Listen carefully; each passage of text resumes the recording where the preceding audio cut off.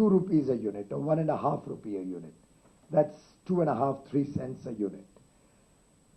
What one could do is use that power into the agricultural feeders, and we are trying to separate agricultural feeders all through the country.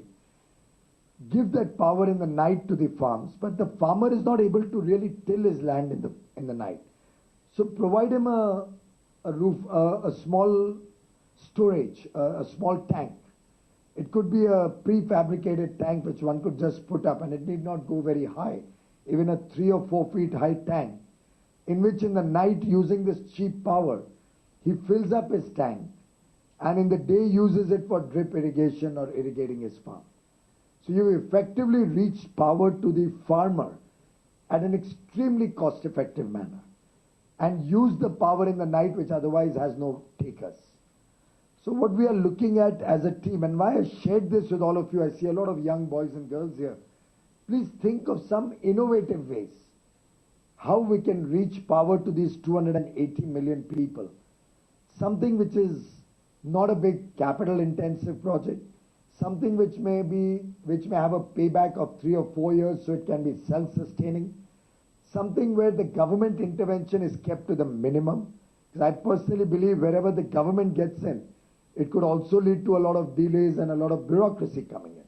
So wherever we can get privately initiated projects or privately supported with the government's maybe hand-holding, if at all required, or facilitation, we can achieve far better results going forward. And I'm sure this effort, the Smart Power India launch that you have initiated, Madam, and which Rockefeller Foundation is funding, can help us learn a lot and can set the trend for a new era where affordable power can reach the rural areas, the rural homes. And I wish this project all success. We'll be happy to support it in the days to come. We'll be happy to learn from your own experiences in the days to come. And we'll be happy to scale it up in partnership with you, in partnership with other charitable and well-meaning organizations.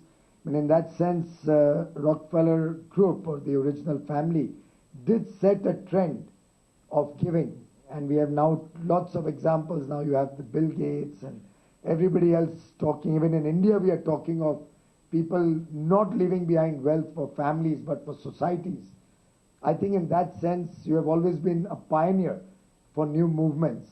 I hope this movement, the interplay between technology, green energy, and the requirements of reaching affordable power to rural or poorer sections of society, I think this interplay can also be another great initiative which Rockefeller Foundation is now powering. And I'm sure going forward we can take this into an active, along the highway on a fast track. And I would love to come back 1 year later to say that 1 million people are done, now what next? That is what my appeal would be. Thank you very much.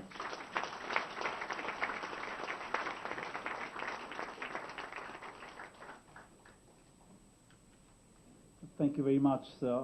And ladies and gentlemen, I'd like you to know this, that Shri Piyush Goyal ji has some other appointment, and which is why he has to leave immediately.